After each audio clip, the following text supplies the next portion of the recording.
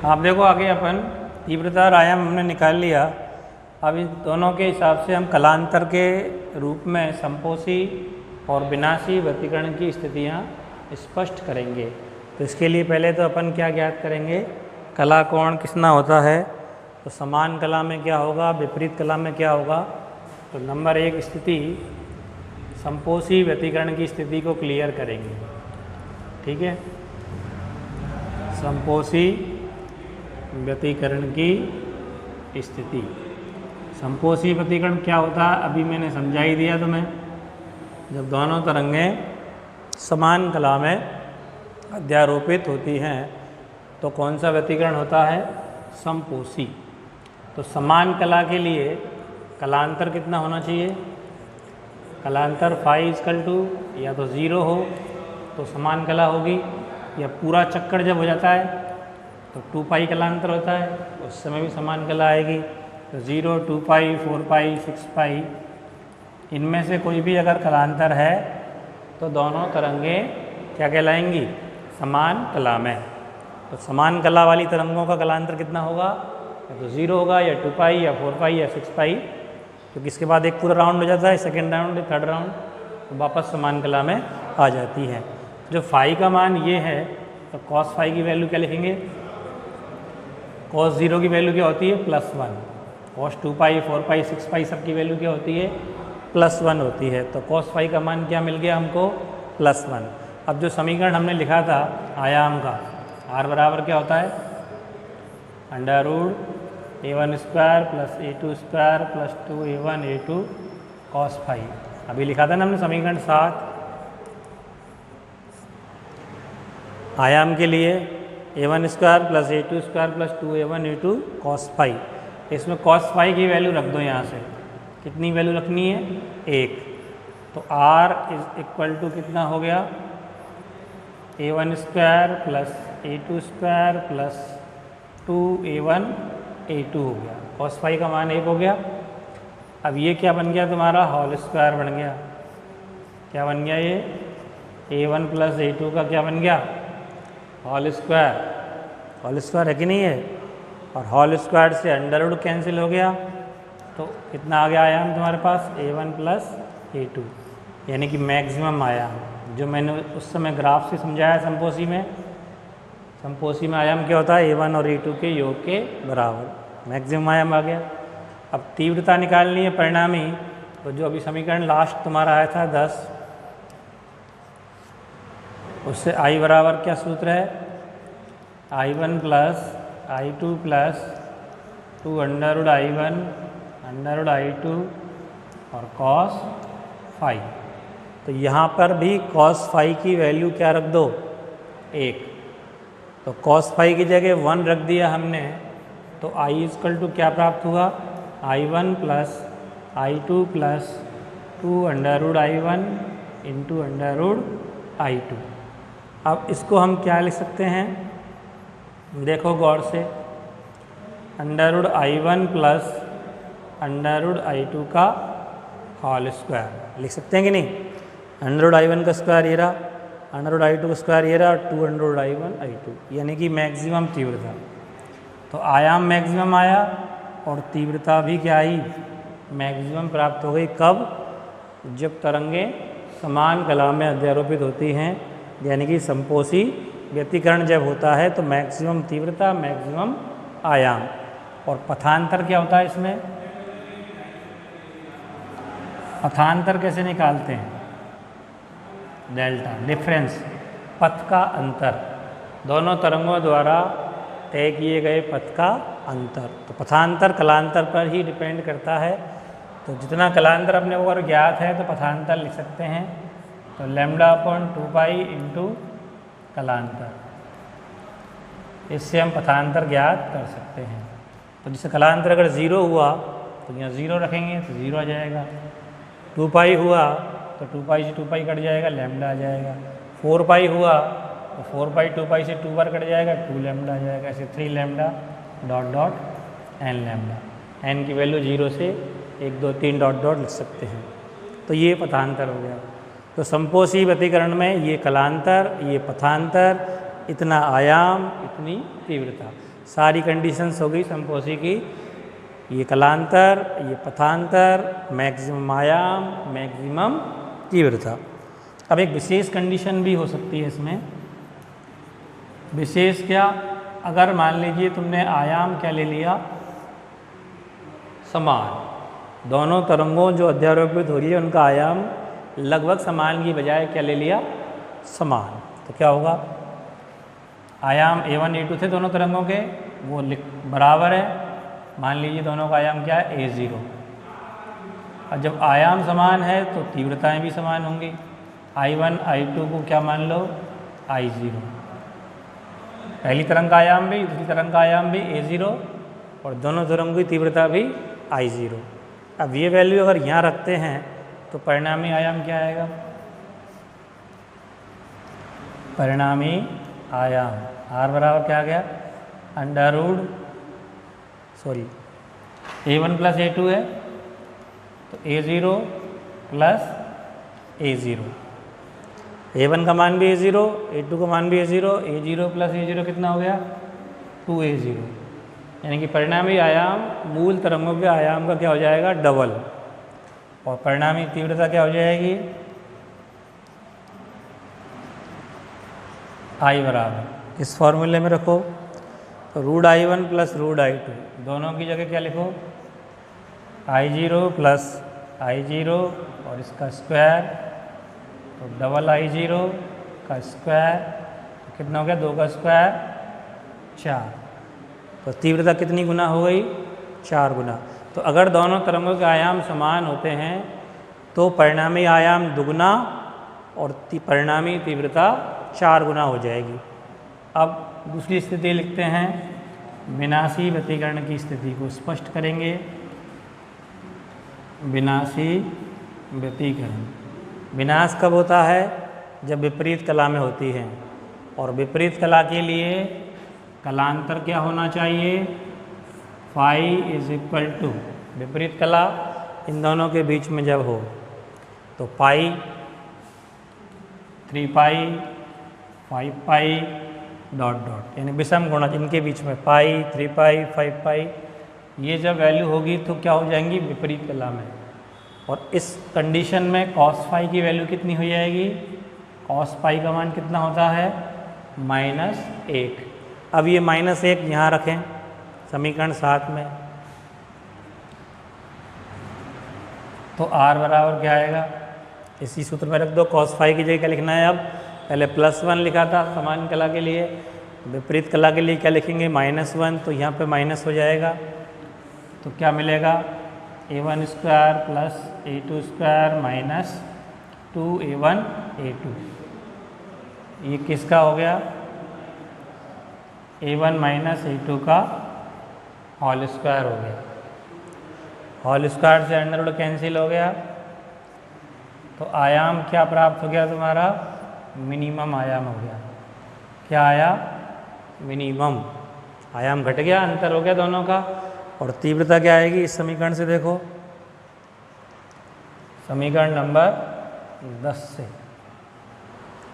ये वाला जो समीकरण है 10, इसमें cos फाई की जगह -1 रखेंगे, तो I1 plus I2 minus 2 under root I1 under root I2, cos phi की जगह -1 हो गया।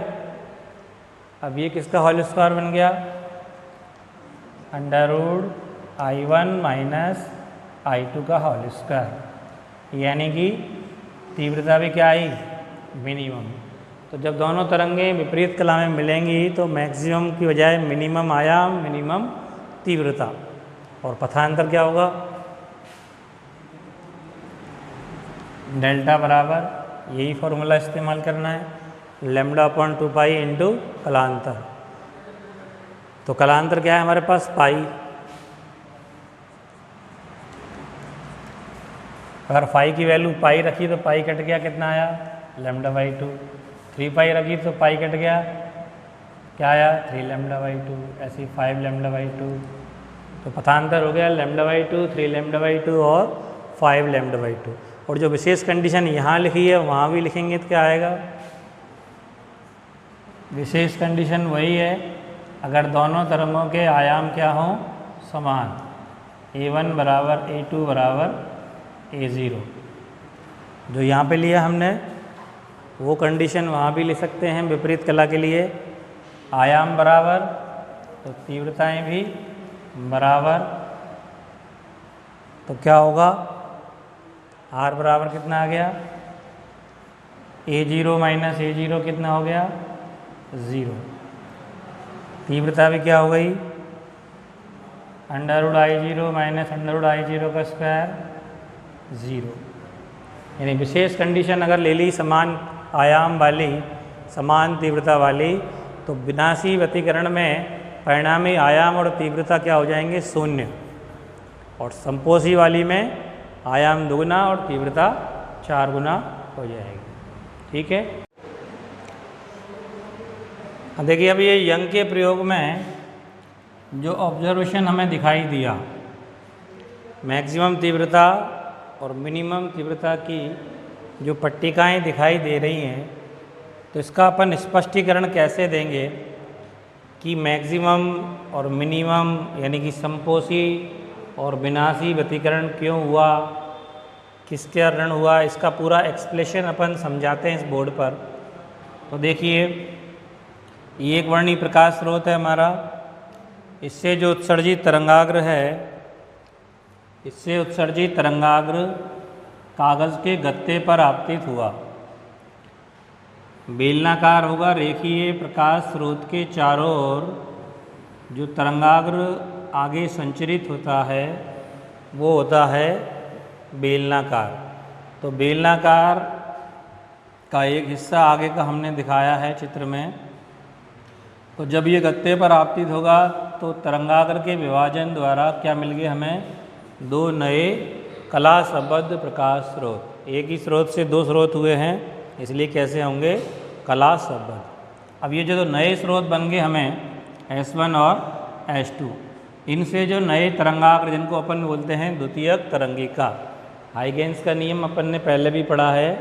हाइगेंस नियम के अकॉर्डिंग तरंगाग्र का प्रत्येक बिंदु नए स्रोत का कार्य करता है।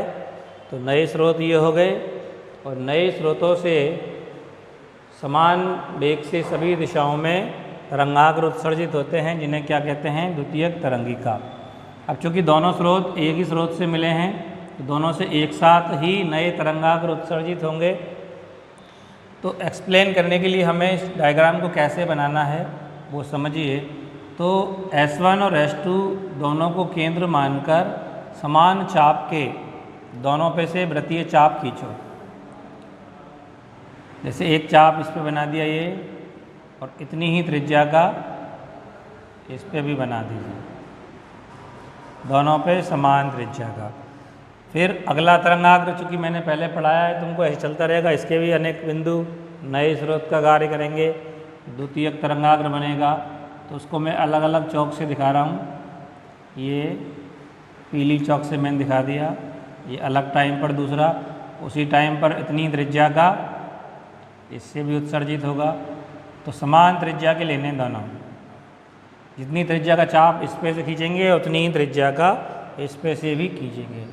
तो इस तरह के तरंगाग्र ये आगे बढ़ते जाएंगे समय के साथ, और फिर इनका आपस में मिलन होगा।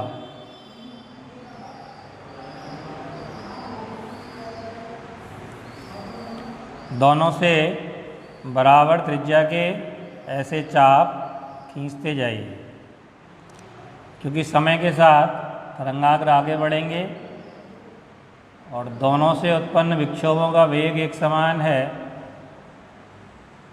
तो एक समान समय में दोनों के द्वारा तय की गई दूरी भी क्या होगी, एक समान।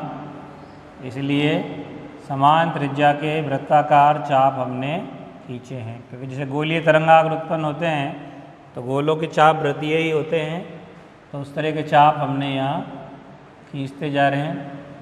अब ये अलग अलग रंग से क्यों दिखाए हमने, इसका कारण मैं अभी तुम्हें समझा देता हूँ, क्लियर हो जाएगा बिल्कुल।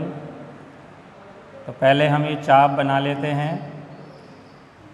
एक रेड चौक से बनाया है और एक येलो चौक से, अल्टरनेट में एक रेड एक येलो, तो अलग अलग कलर की चौक से मैंने इसलिए ताकि तुम्हें दिखाई दे साफ साफ कौन किसके साथ मिल रहा है, क्योंकि तभी तुम स्पष्ट समझ पाओगे कि संपोषी और विनाशी प्रतिकरण क्यों हो रहा है।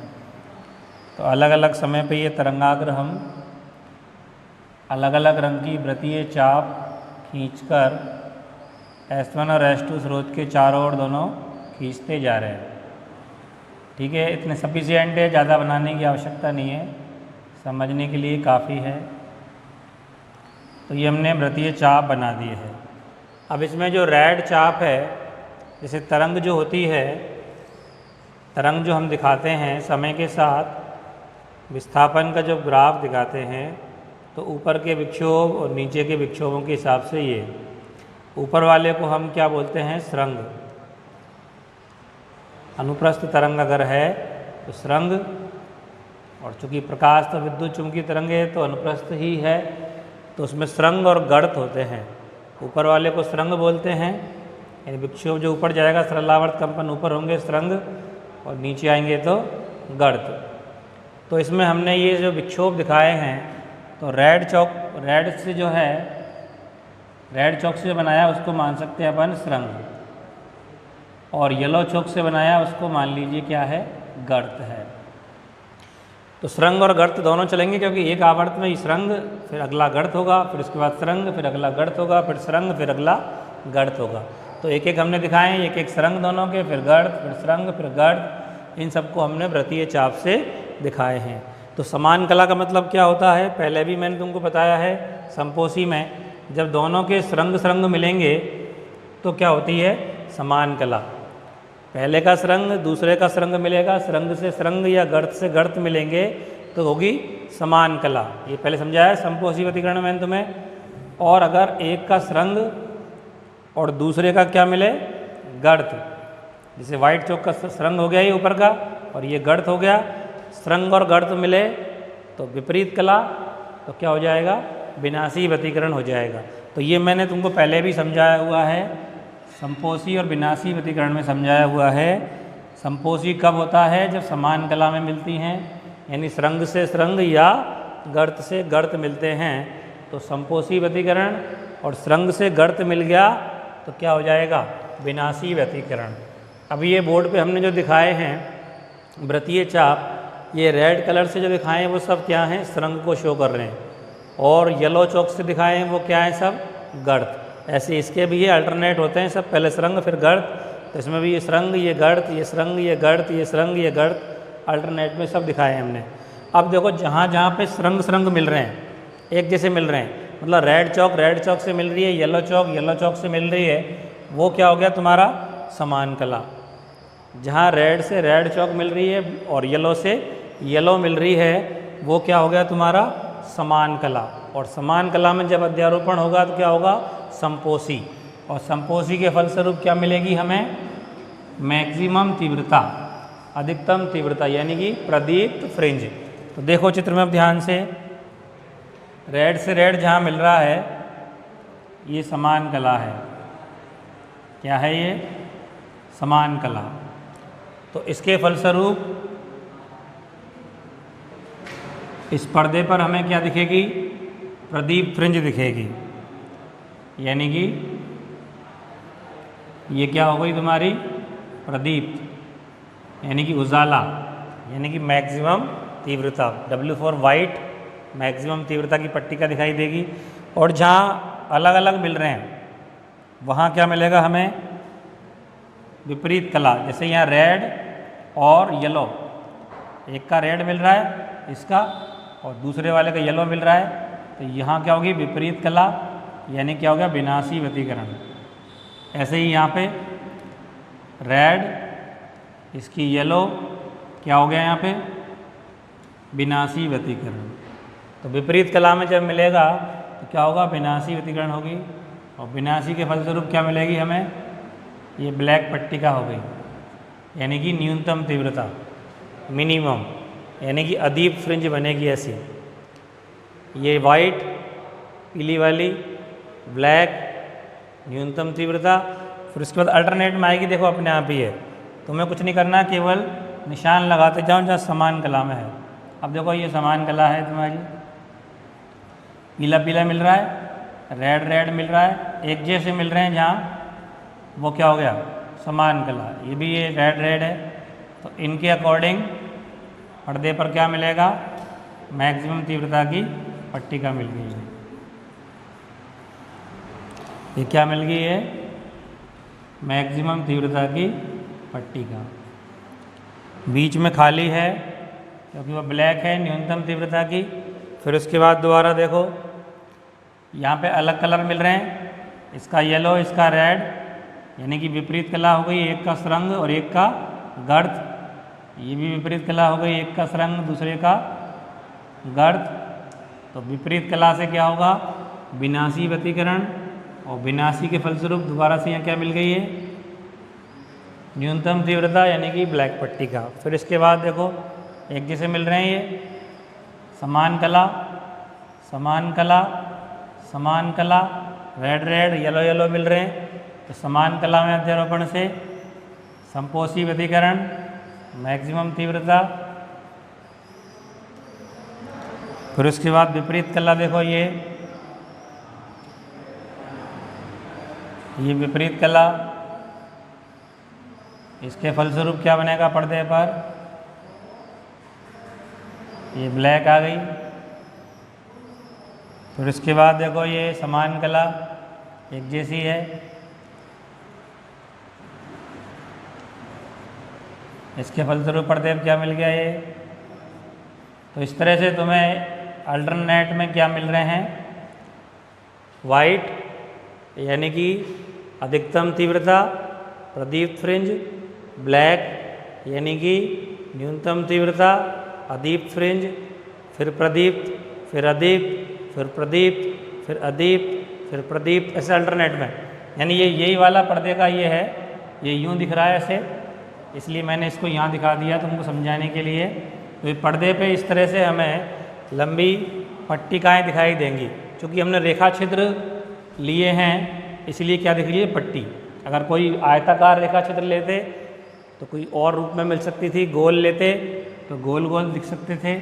तो ये पट्टिकाएँ दिखना क्या चीज़ का संकेत है, कि जहाँ पे समान कला में अध्यारोपण हुआ, सुरंग से सुरंग मिले या गर्त से गर्त मिले, वहाँ क्या हुआ, संपोषी व्यतिकरण के फलस्वरूप मैक्सिमम तीव्रता यानी कि क्या मिल गई, प्रदीप्त फ्रिंज। और जहाँ पे विपरीत कला में अध्यारोपण हुआ, सुरंग से गर्त मिला या गर्त से सुरंग मिला, वहाँ विनाशी व्यतिकरण के फलस्वरूप ब्लैक पट्टिका यानी कि अदीप्त फ्रिंज मिली। तो इस प्रयोग से साफ स्पष्ट हुआ कि प्रकाश का व्यतिकरण होता है, क्योंकि अगर व्यतिकरण नहीं होता तो ये सब घटनाएं क्यों दिखती, हमें ऐसी पट्टिकाएं क्यों दिखाई देती।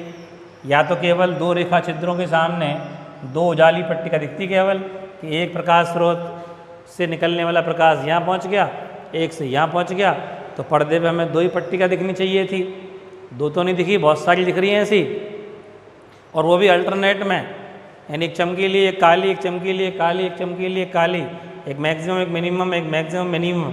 तो ये सब किस चीज़ का प्रमाण है कि प्रकाश का क्या हो रहा है, व्यतिकरण हो रहा है। कई स्थानों पर समान कला में अध्यारोपण, संपोषी व्यतिकरण के कारण मैक्सिमम तीव्रता, कुछ स्थानों पर विपरीत कला में अध्यारोपण जिससे मिनिमम तीव्रता और अदीप्त फ्रिंज बन रही है। तो ये फ्रिंज की व्याख्या हम कर सकते हैं इस तरह से